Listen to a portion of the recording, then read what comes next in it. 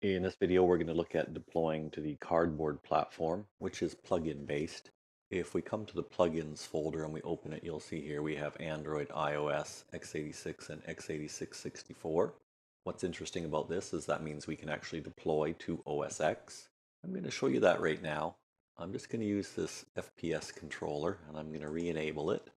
And I'm going to come here where the camera is and I'm going to disable the FPS camera that came with it. And I'm going to grab my cardboard main, which contains the camera, and drop that in there. And I'll just position it to 0, 0, 0. Maybe move it up a little bit to eye level, somewhere around there. And once I've done that, I'm going to disable my third person controller. And I'm also going to come here and just disable the audio listener because it's a little bit loud in my headphones. And let's just quickly run that and make sure that it runs in the editor. It does. Now what's interesting about this controller is it has a mouse look script on it. We'll just come here and you can see down here there's a mouse look. And this is important because when I'm deploying to the Mac there's no head tracking, so I'm going to use mouse looking to simulate head tracking. And at this point I can just come here to File, Build Settings, and I can say Build. It says where do you want to build it. I have a folder called VRCity Builds where I'm putting things. Yours might come closed like this. If it does, just open it up and find the folder where you want to put your builds. I've built this before, so I'm going to replace the existing one. Unity is going to do its thing. And once Unity has done its thing, we're going to be able to run this app on the Mac. And as I said, use the mouse to simulate head tracking. And this will just take a minute. All right, build succeeded. You'll notice I'm back in Unity, even though it says Finder up here at the top. This is a little annoyance that happens. Just switch back to Unity and then switch back to the Finder and you'll see that the app is highlighted. Unity is trying to open this folder. It's just not doing a very good job of it. Now I can run this app and say play. And you'll see we have the split screen. And I can use the mouse to move around. And I can walk around.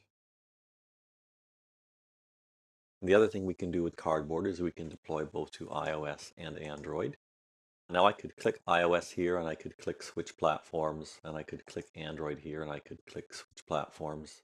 That's going to take a while. So I actually have created a couple of copies of this project already switched. I'm just going to do the iOS one. I'm going to do open project and I have a VRCity that I've already switched. And once this project is open, I can build for iOS. Now it's important that you already have Xcode installed. I'm not going to go through all of those steps in this video series. Same with Android Studio. I'm not going to go through all the steps of installing Android Studio. What I recommend you do, depending on the platform you want to deploy to, is download and install the developer tools and then just build a piece of sample code using those tools. And provided you're able to build and deploy a piece of sample code, you'll have no problem doing it with Unity. So here I am, I'm at iOS. Just to show you, I'll go to the build settings and you can see their iOS and switch platforms is grayed out, which is good. The other thing I need to do is under mobile input, make sure it's disabled. You might find that your mobile input is enabled. We want to disable it.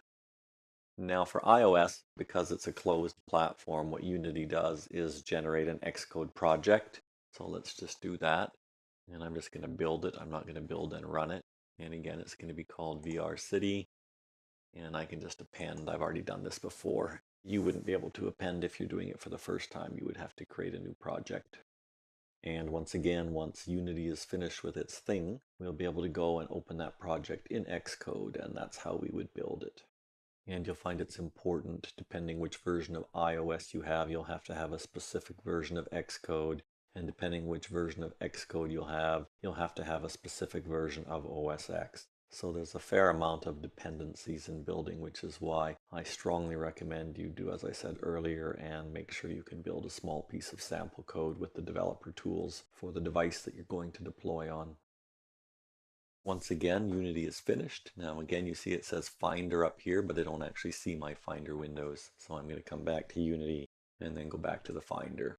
And here's my Finder window. I'm going to come down here to the Xcode project that Unity created.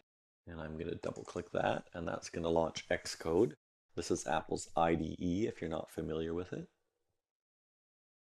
Now that the project is open in Xcode, typically you would have a device connected here. So you might have your iPhone plugged in.